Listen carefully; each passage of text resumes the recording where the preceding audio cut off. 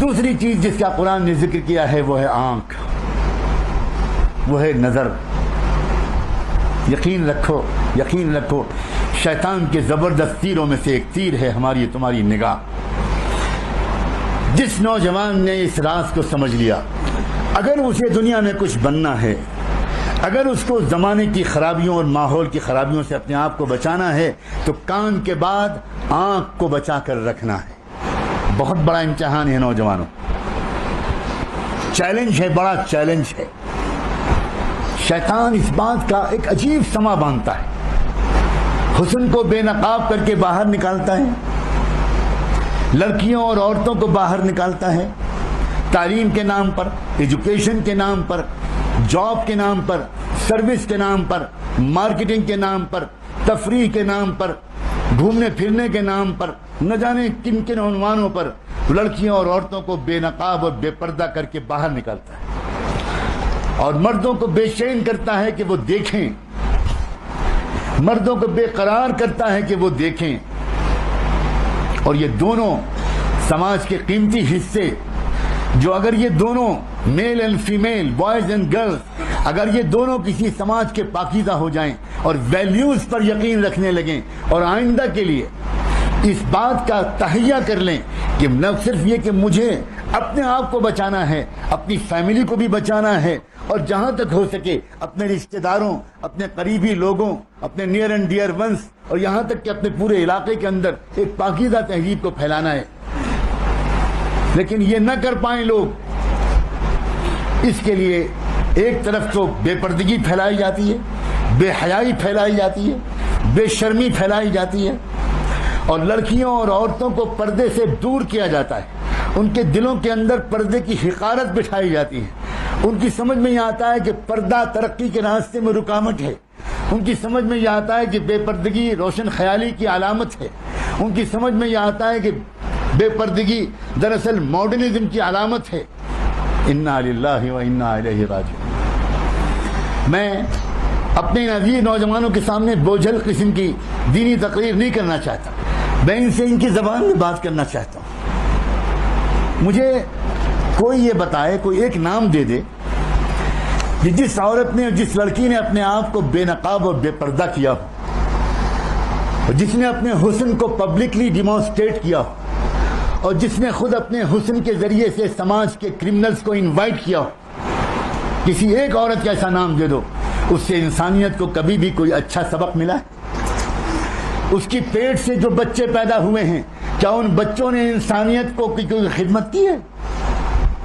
کیا اس کے گھروں کے اندر سے کوئی ایسا امام وقت کا رہبر ملا ہے، کوئی وقت مجدد ملا ہے، کوئی زمانے کی باطل طاقتوں کی کلائی موڑ دینے والا کوئی بہادر سپوت ایسی کسی ماں کے پیٹ سے پیدا ہوا ہے؟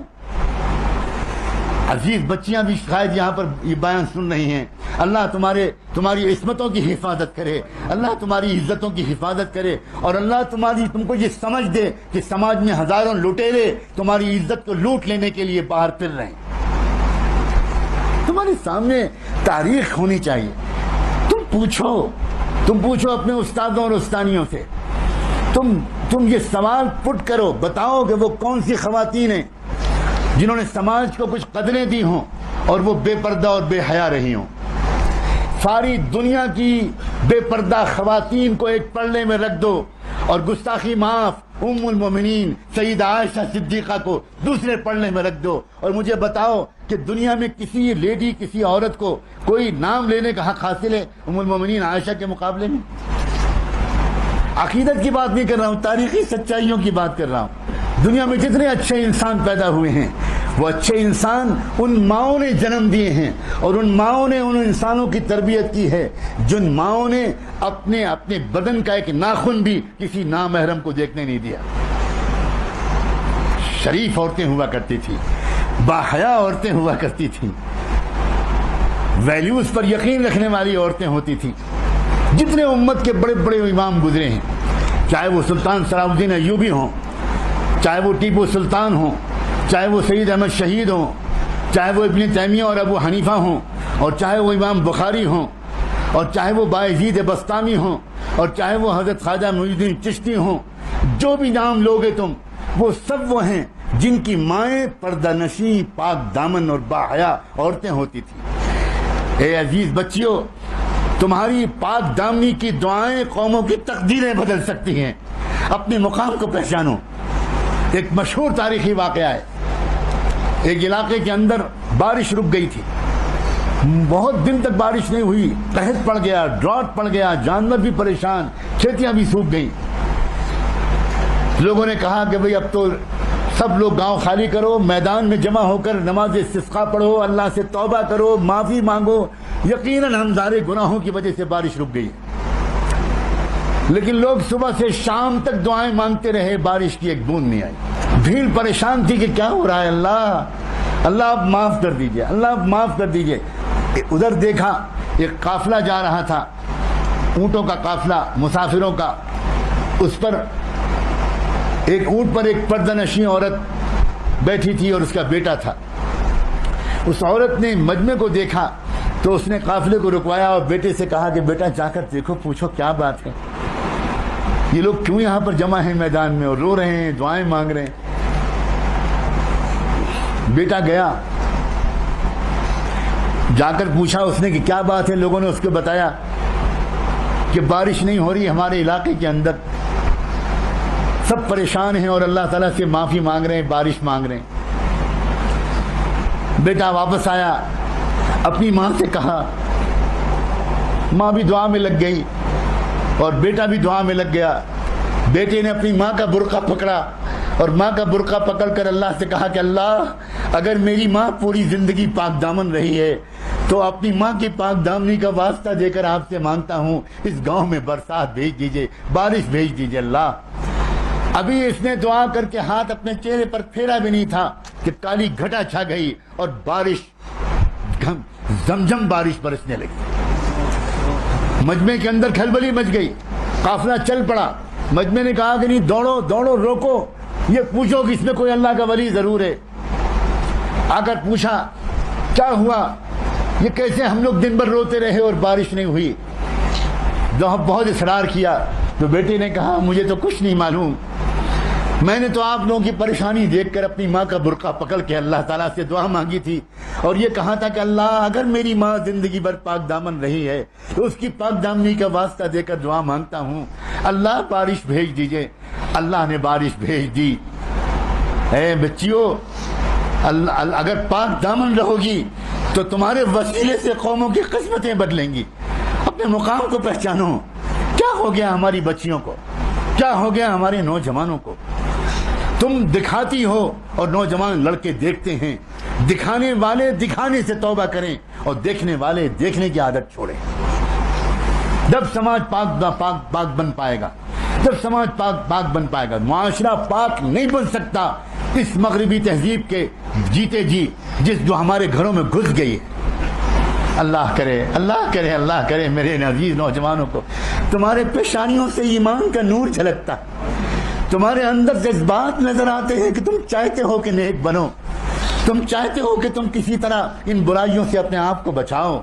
لیکن دوستو عزیزو، تمہیں مضبوط ارادہ کرنا پڑے گا، مضبوط ارادہ کرنا پڑے گا۔ ایسا ارادہ کہ تم روزانہ جب کالج جاؤ، جب روزانہ تم اپنی اسٹڈی سینٹر میں جاؤ، جب روزانہ تم گھر سے باہر نکلو تو نکلنے سے پہلے کیا میں تم کو آج ایک مشورہ دوں کہ 2 رکعت نماز پڑھ کے اللہ سے مانگا کرو کہ اللہ میں کمزور بنتا ہوں آپ کا، اللہ میں آپ کا کمزور بنتا ہوں، باہر شیطان کے جال پڑے ہوئے ہیں، اب باہر بہت مصیبت ہے، اللہ میں کیسے اپنی نظر کو بچاؤں؟ اگر نہیں پڑھتا تو مشکل اور کالج جاتا ہوں تو مشکل، میرے اللہ تو مجھے بچا لے۔ 2 رکعت نماز پڑھ کے دعا کر کے جاؤ، درود شریف پڑھ کے جاؤ، اللہ کے رسول کے وسیلے سے دعا مانگ کر جاؤ، اور پھر دیکھنا تم کالج میں جاؤ گے، 12 گھنٹے کالج میں گزارو گے، 8 گھنٹے گزارو گے، ایک بار بھی بد نظری کا گناہ نہیں ہوگا، ایک بار بد نظری کا گناہ نہیں ہوگا۔ اپنی آنکھوں کو کنٹرول کرو۔ دونوں کی ذمہ داری ہے، دونوں کی ذمہ داری ہے۔ اللہ تعالیٰ نے بڑی مصلحتوں کے تحت یہ میل میں اور فیمیل میں اٹریکشن رکھا ہے۔ یاد رکھنا، میں آج بہت کھل کر بات کرنا چاہتا ہوں، میل اور فیمیل کے درمیان، بوائز اینڈ گرلز کے درمیان یہ اٹریکشن اللہ نے رکھا ہے، بڑی مصلحتوں کے تحت رکھا ہے۔ یاد رکھنا، یہ اٹریکشن اگر نہ ہوتا تو کوئی لڑکا بھی شادی کے لیے آمادہ نہ ہوتا، کوئی لڑکی بھی شادی کے لیے آمادہ نہ ہوتی، اور شادیاں نہ ہوتی تو کیسے ایک فیملیاں بنتی، کیسے انسانی نسل چلتی؟ انسان کا بچہ کتے کے بچے کی طرح سڑک پر نہیں پل سکتا، انسان کا بچہ مرغی کے چوزے کی طرح سڑک پر نہیں پل سکتا۔ انسان کے بچے کو ایک لونگ اینڈ شیئرنگ اور ایک کیئرنگ قسم کی ایک ممتا کی ضرورت ہے، ایک ماں کی ضرورت ہے بچے کو، ایک باپ کی ضرورت ہے بچے کو، ایک فیملی کے ہولڈ اور رشتے کی ضرورت ہے بچے کو۔ اللہ تعالیٰ نے اس لیے مردوں اور عورتوں کے اندر، بوائز اینڈ گرلز اور میل اور فیمیل کے اندر ایک زبردست اٹریکشن رکھا ہے۔ یہ اٹریکشن صرف عشق اور حسن کے تبادلے کے لیے نہیں ہے، صرف عشق کے نظارے اور حسن کے نظارے کے لیے نہیں ہے، یہ اٹریکشن رکھا ہے خاندان کے بنانے کے لیے۔ یہ اٹریکشن نہ ہوتا تو یقین مانو تم میں سے کسی کا نکاح پڑھانے کے لیے کوئی بلایا جاتا تو تم چپل جوتے چھوڑ کے بھاگتے، تم بھاگتے اور سڑک پر دوڑتے ہوئے پکڑے جاتے، اور تم اور دو تیز بھاگتے، اور لوگ کہتے کہ کیوں بھاگ رہے ہو بھائی، کیا مصیبت آئی ہے؟ تو تم کہتے کہ میری شادی کرانے جا رہے ہیں، میرا نکاح جا رہے ہیں، پلیز سیو می۔ میں کہاں اپنی آزادی خراب کروں گا؟ میں کہاں ایک ذمہ داری، ایک مصیبت قبول کروں گا؟ باپ بننا پڑے گا، پھر شوہر بننا پڑے گا، باپ بننا پڑے گا، اس کا بھی خرچہ لاؤ، اس کا بھی علاج کراؤ، اس کا بھی شادی۔ تو میں مستی کر رہا ہوں۔ اگر یہ اٹریکشن نہ ہوتا تو کوئی لڑکی شادی کے لیے آمادہ نہ ہوتی۔ آج تو حالت یہ ہے کہ ہر لڑکی شادی کے سپنے دیکھتی ہے، ہر لڑکا شادی کے خواب دیکھتا ہے۔ یہ صرف خدا کی طرف سے ایک پلاننگ ہے، ایک انتظام ہے۔ اس کی راز کو سمجھو، یہ اٹریکشن زندگی کا اصل مقصود نہیں ہے۔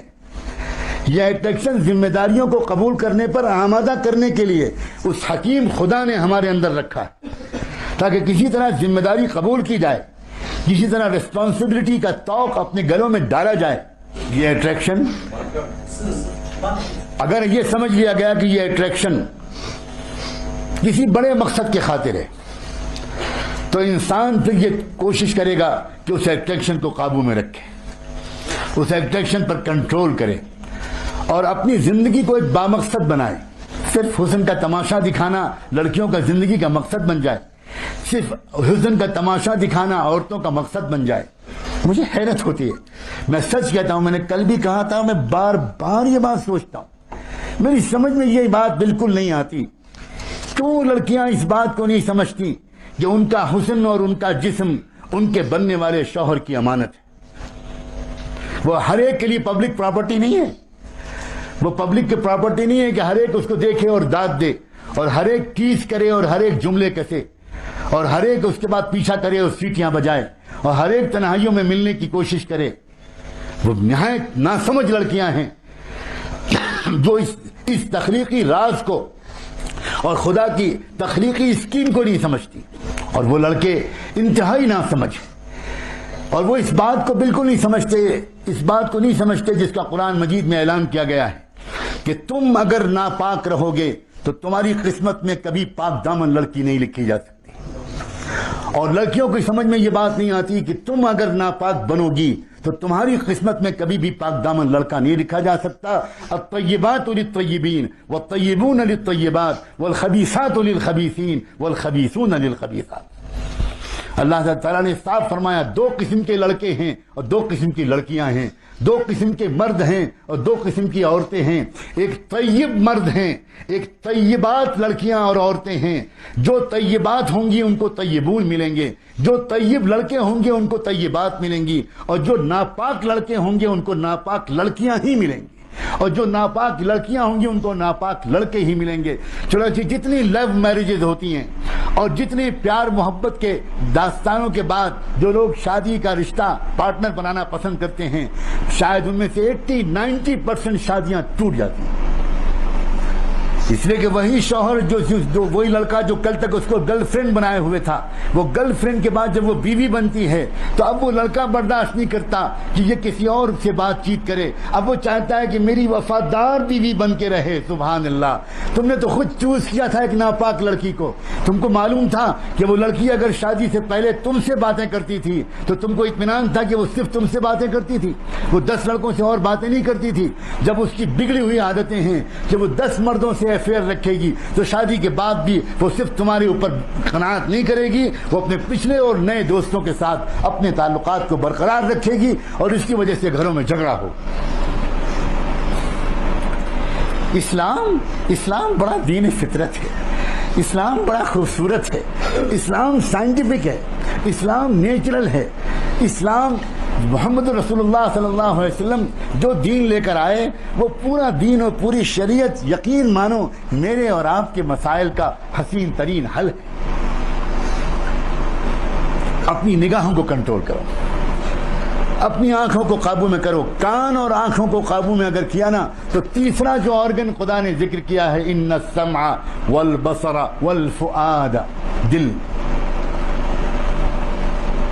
اب مسئلہ ہے دل کا، اب باری ہے دل کی۔